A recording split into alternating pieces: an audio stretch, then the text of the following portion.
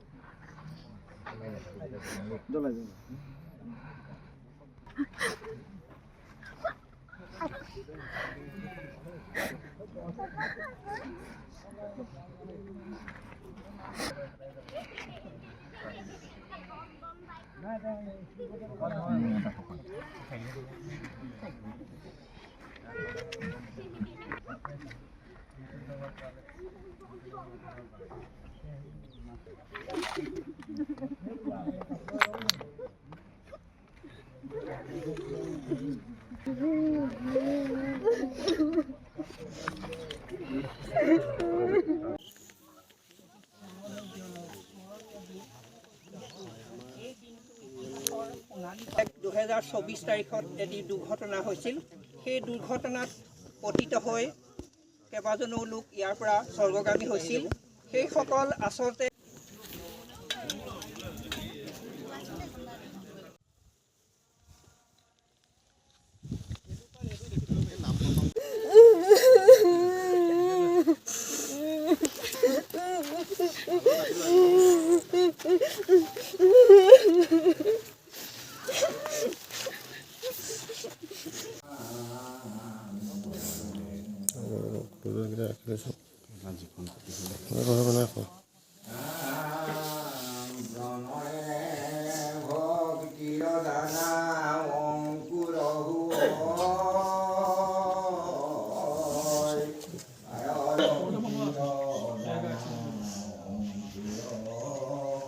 এজন সমাজকৰ্মী বিবেকনৰ বিশেষ প্ৰচেষ্টাত ইয়াত এটা স্মৃতি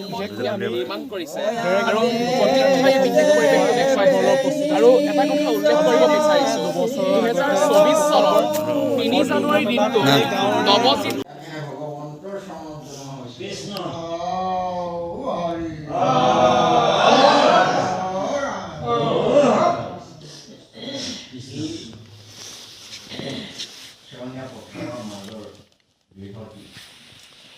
ভগৱন্তৰ স্থান নিৰ্মাণ কৰিবলৈ যাওঁতে অপৰাধ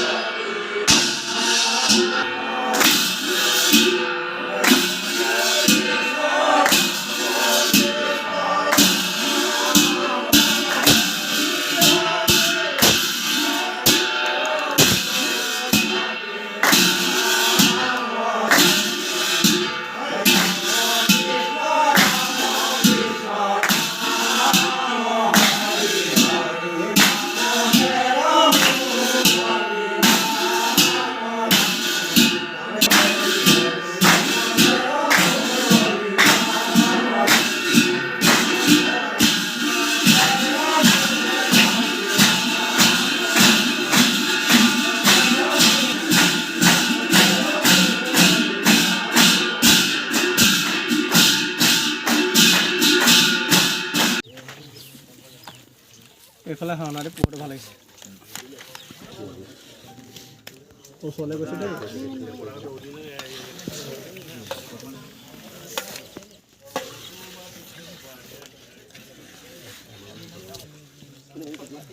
তামোল কাটি থকা মানে বহুত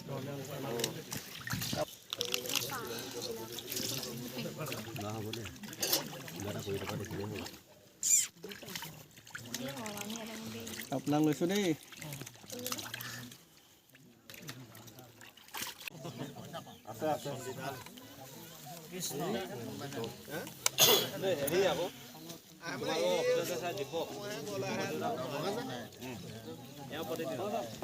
আত্মসদ্গতি কামনা কৰি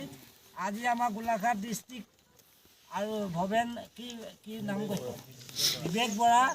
আমাক অনুদান দিছে আমাৰ 13টা প্ৰাণী স্বৰ্গগামী হৈ গ'ল তেখেতক আশীৰ্বাদ কৰিব লাগে উঠি অহা প্ৰজন্মক তেওঁ বচা ভৰোৱা কাৰণতে এনেকুৱা এটা মহান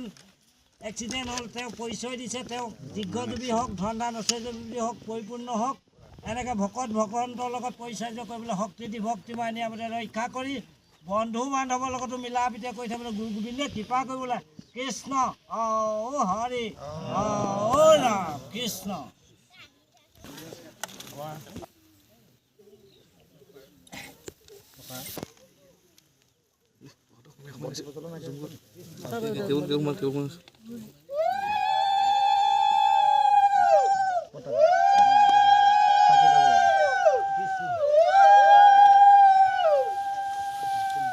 খাওঁতো আপোনাৰ অকণ সিফালে যা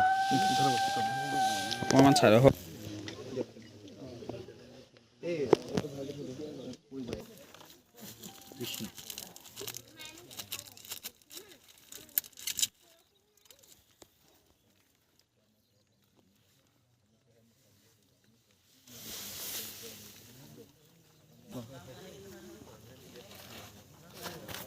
ইফালৰ পৰা ইমান বেয়া কালাৰ নহয়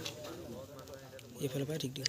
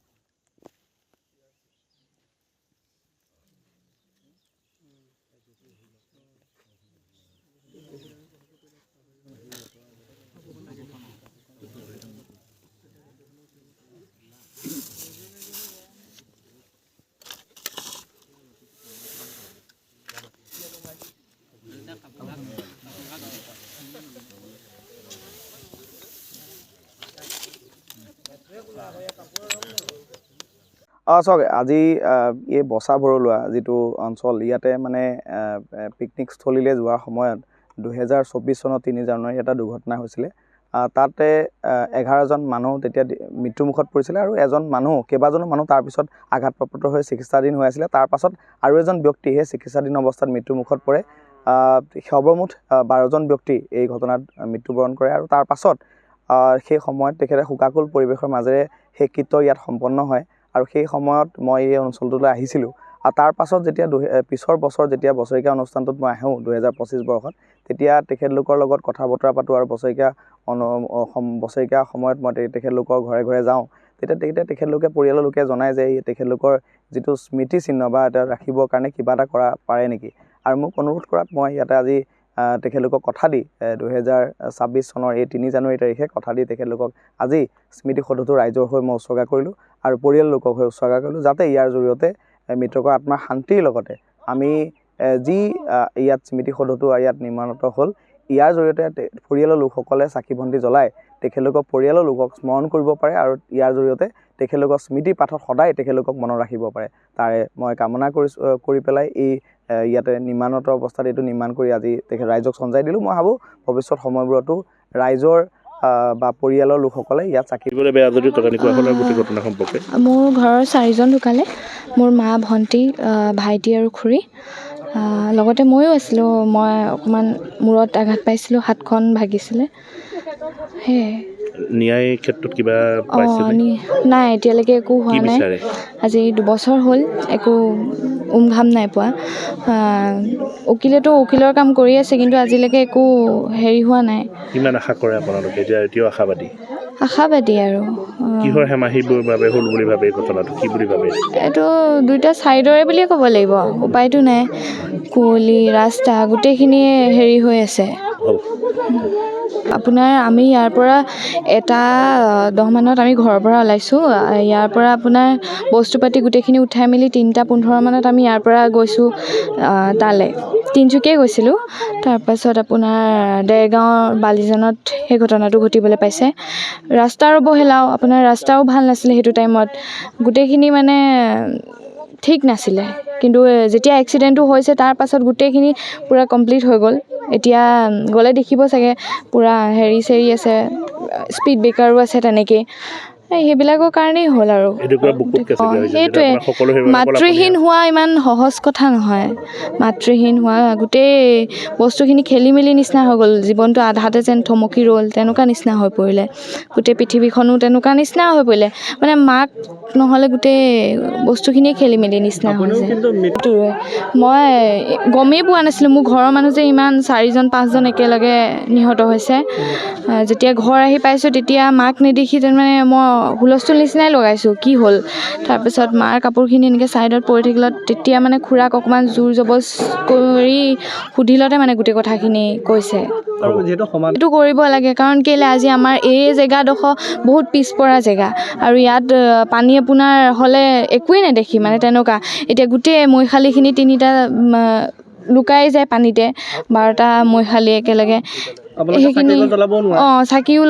জ্বলাব নোৱাৰে সেইটো টাইমত কেতিয়াবা কিবা হ'লে মেলিলেও সেইটো কাৰণে এই ব্যৱস্থাটো কৰি দিব লাগে সোনকালে ভাইটি সোণেশ্বৰ শইকীয়া তেখেতলোকৰ আত্মাৰ যিটো সদগতিৰ কাৰণে স্মৃতিসৌধ নিৰ্মাণ কৰিলে তেখেতলৈ মোক আন্তৰিক অভিনন্দন মই জ্ঞাপন কৰিছোঁ তেখেতে যেন আমাৰ মাজত এই স্মৃতিসৌধটো নিৰ্মাণ কৰি উঠি অহা প্ৰজন্মকো চিনাকি দি গৈছে যাব বুলি মই আশা কৰিছোঁ কাৰণ বিবেক বৰাক আমি সেই ক্ষেত্ৰত মই ধন্যবাদ দিছোঁ যাতে ভৱিষ্যতলৈ এনেকুৱা এটা আৰু নহয় সেই বিষয়ে আৰু ক'বলৈ আৰু একো নাই আৰু নাই মই যোৱা নাই মোৰ ভাইটি মাত্ৰ আমাৰ এজনে গৈছিলে সেইটোতো লৈ আছোঁ তাৰ ভিতৰতো আমাৰ যোৱা শনিবাৰে সি খুব মৰমত ৰাখিছিলে এজনী মোৰ 31 তাৰিখৰ দিনাখন যোৱা তাৰমানে মৃত্যু হোৱা 31 তাৰিখৰ দিনাখন ৰাতিপুৱা মই গাখীৰ খীৰাই আছোঁ গৰু গাখীৰ সি কিন্তু মহজনী খুলি পেলানি চৰাবলৈ তাৰমানে এৰাল দিবলৈ নিব খুজিছে মোক সুধিছে বাইদেউ মহজনী বাৰু জগিব নজগে মই কৈছোঁ বোলো জগিবও পাৰে মহজনী দেখাত জগিব যেন লাগিছে সি কৈছে ইমান মৰমৰ বস্তু ঘৰখনত মানে ইমান লক্ষী বস্তু যদিও নজগে হেৰি নহয় তেতিয়াও মই মৰমতে মহজনী মই পুহিম সেইটো হেৰিয়তে মহজনী ৰাখি থৈছিলোঁ পোৱালি ইতিমধ্যে জগিলে মহজনী গাখীৰ দি আছিলে গাখীৰ খীৰাই আছিলোঁ যোৱা শনিবাৰৰ দিনাখন ৰাতি 3টামান বজাত চুৰে লৈ গ'ল মহজনী ইমান দুখত থাকিও তাৰ ভিতৰতো তাৰ ভাগৰ মহজনী লৈ যোৱাত অতি দুখ পাইছোঁ গোটেই ঘৰখন তাৰমানে আমাৰ মৃত্যু হওঁতে যিমান মানুহ আমাৰ ঘৰত গোট খাইছে আজি পৰ্যন্ত আমাৰ ঘৰত তেনেকুৱাই মানুহ হৈ আছে ইমানেই দুখ হৈছে হয় আমাৰ 3 জানুৱাৰী যোৱা আজি 2 বছৰে হ'ল আজি মই ক'বলৈ মানে একেবাৰে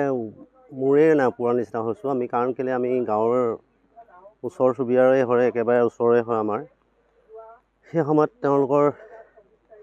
যিখিনি ঘটনা হৈ গ'ল এতিয়াও আজি আমি শুনি থাকোঁ কাৰণ আজি এই দিনটোতে আমাৰ শ্ৰাদ্ধও হেৰি কৰা হৈছে এই অমিত সৰোবৰত